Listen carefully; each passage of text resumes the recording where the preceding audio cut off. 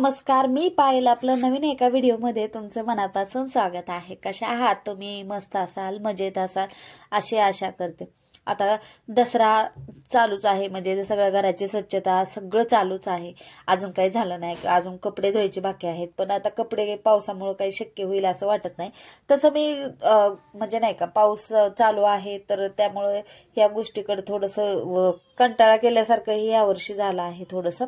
पण असो, तर आज मी देवघराची क्लिनिंग करायला घेणार आहे. आणि देवघराची प्रॉपर डीप क्लिनिंग मी कसं करते, जेव्हा किचन धुते तेव्हाच करते. पण आता आहे ना, सगळंच किचन हे करण्यापेक्षा मी म्हटलं जाऊ द्या, देवघर नंतर घट स्थापना असते तर त्याच्या आदल्या दिवशी मी स्वच्छ करते नॉर्मली. म्हणजे आधीही करते आणि नंतर देवघर जेव्हा घट स्थापना असते त्याच्या आदल्या दिवशीही करून घेते. तर म्हणलं आता जाऊ द्या, पाऊस आहे तर कपडेही धुवू शकत नाही, तर मग एक एक काम झालेलं बरं. तर त्यामुळं मग देवघरा क्लिनिंग करायचं सकाळीच ठरवलं होतं. तर सकाळी ठरवल्यामुळं मी काय झालं की देवाची जी पूजा करायची होती ना, ती मी चौरंगावरच करून घेतली.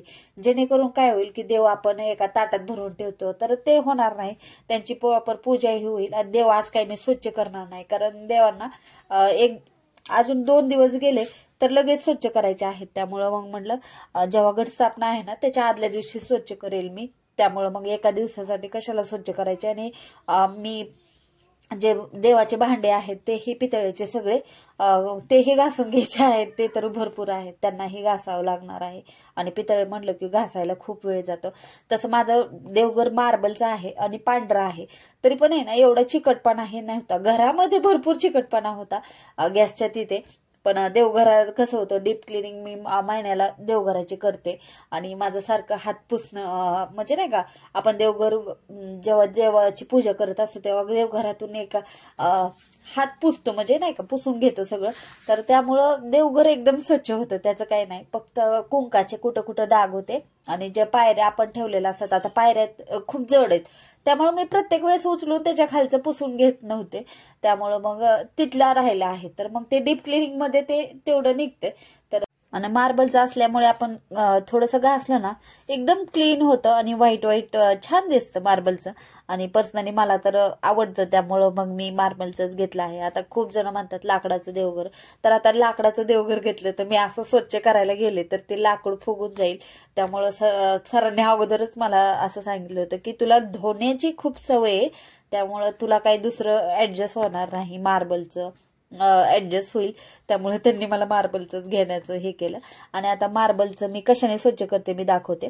तर आता ही व्हाईट आलंय, आपण जे व्हाईट कपडे आपल्या घरातले धुण्यासाठी वापरतो ना, जे डाग पटकन निघतात तेच फक्त मी वापरते. आणि आपल्या घरातलं जे लिक्विड सोप असतं तेवढंच याच्यानेच घासते मी. आणि प्रत्येक वेळेस मी हेच करते, कुठलं लिक्विड बनवत नाही एक्स्ट्राचं, म्हणजे सोडा लिंबू ह्याचं काही यूज करत नाही.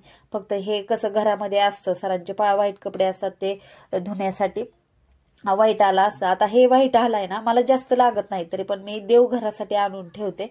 तर तर त्यामुळे ना माझं देवघर इतकं क्लीन दिसतं. आणि कधी मला असं वाटलं की तेलाचा डाग आहे तर मग मी थोडंसं त्या आपल्या आहे ना ग्रीन मग घासणीवर टाकलं आणि ते घासलं की लगेच निघून जातं. नॉर्मली आहे ना चिकटपणा लवकर निघत नाही, पण हे व्हाईट आल्याने घासलं ना आणि क्रॅचेस पडत नाहीत, काही नाही. त्यामुळं मला हे सगळ्यात बेस्ट वाटतं. नाहीतर ते लिक्विड बनवायचं परत त्याने घासायचं. आणि हे काय करायचं माहितीये का, की आपण थोडंसं पाण्याने अगोदर धुवून घ्यायचं आणि मग ते व्हाईट आला घ्यायचं आणि त्याने घासायचं आणि 5-10 मिनिटं तसं सोडून द्यायचं. घासवायचं प्रत्येक गोष्ट, जिथं जिथं आपल्याला असे डाग पडलेले आहेत ते तिथं घासायचे. कारण कितीही नाही म्हणलं तर थोडेफार डाग पडलेलेच असतात कुंकाचे, तर ते लगेच निघून जातात आणि दिसायला खूप वाईट दिसतं नंतर. आणि असं एकदम नवीन असल्यासारखं दिसतं त्या याच्याने तुम्ही स्वच्छ केल्यानंतर. तर आता मी सगळीकडनं आहे ना प्रॉपर व्हाईट आल्याने घासून घेते. आणि देवघरामधलं मी अगोदर सगळं सामान काढलं. आणि विचार करतो की आपण एवढं देवघरामध्ये सामान नसेल, पण माझ्या देवघरात एवढं सामान निघलं ते मी तुम्हाला दाखवलं की देवघराच्या खालच्या बॉक्समध्ये पण तेवढं सामान, आणि आता वरी एवढं घाण झालं नाही हे तुम्हाला मी दाखवत होते. तरी पण हात आपल्याला आहे ना स्वच्छ डीप क्लिनिंग करायचे म्हणलं सगळं स्वच्छ करायचं. आणि इथं फक्त थोडंसं आहे ना तेलाचे डाग कसं खाली असल्यामुळे ना थोडंसं एकदा माझ्याकडनं तेल सांडलं होतं, तर ते तेलाचे डाग काढायचे राहिलेले होते. तर आता तिथंही मी घासून घेईल. आणि खालचं देवघरामध्ये इतकं सामान आहे तर तेही मी काढून घेईल, कारण वरच्या देवघरामध्ये ना वरी हे एक बॉक्स आहे त्याच्यातलंही काढलं अगोदर, आणि खाली बॉक्स आहे त्याच्यातलं तर भरपूरच आहे तर त्याच्यातलंही काढलं. आणि आता मला सगळे देवांचे जे भांडे आहेत माझ्याकडले ना ते मी कसे घासते हे मी त्याचा व्हिडिओ नक्की टाकेल. पण ते सगळे घासणं म्हणजे माझ्यासाठी एक मोठा टास्कच आहे, कारण एवढे सगळे भांडे एकत्र पितळेचे घासणे. स्टीलचे काय आपण घासू शकतो, पण पितळेचे एकदम सगळे घासायचे म्हटलं ना खूप अवघड गोष्ट आहे खरं तर.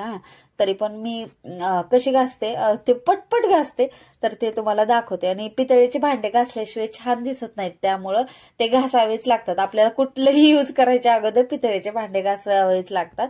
तर त्यासाठी मी सगळे भांडे अगोदर काढते. आणि खालचाही बॉक्स मला डीप क्लिनिंग करायचा होता. असं धूळ बिळू खाली ही बॉक्समध्ये काही नव्हती, तरी पण आहे ना आता दसरा म्हटल्यावर सगळं काढावंच लागतं, त्यामुळं मग काढायला लागले. आणि मला आज सगळं व्यवस्थित जिथल्या तिथं ठेवायचं होतं. आणि मला परत दिवा काढायचा होता.